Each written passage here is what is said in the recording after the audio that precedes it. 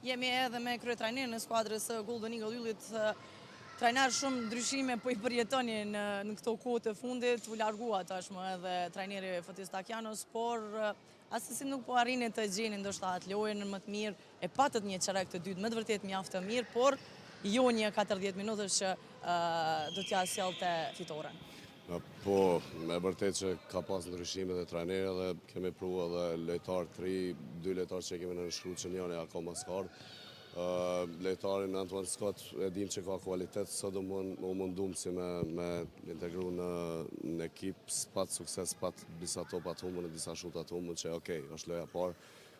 Po në përgjithësi angazhimi në momentin caktun e ka qenë i mangët. Edhe çereku i dytë me të vërtet ka qenë një energji pak më ndryshe, sidomos me lojtarët Erionin, Shoshi edhe Joe Reese, cilët na dhanë energji me të vërtetë dhe i morëm ato pikët, i dham ato pikët e lehta që çdo trajner dhe çdo ekip ka qef mi pas. Po pastaj nuk e di.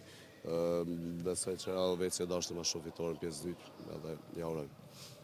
E përmendet që keni nënshkruar tashmë, e dim edhe me Scott Bamforth, kur do t'jetë ai bashkë me skuadrën, edhe a pritet që t'jetë ndonjë trajner tjetër që do t'vjen në vazhdim apo ju duhet vazhdoni deri në? Sa për trajner do të vijë një trajner i ri, akoma s'është vendosur diçka, po ditët e ardhshme besoj që ka më qenë definitive. Për Scott Bamforth do të vijë javët e ardhshme. Faleminderit shumë trajner. Atëherë kaq nga kjo ndeshje të nderuar shikues, unë juftoj të vazhdoni me programin e pasur sportiv të ardhmë, usha nga Nuk Jana, natën e mirë.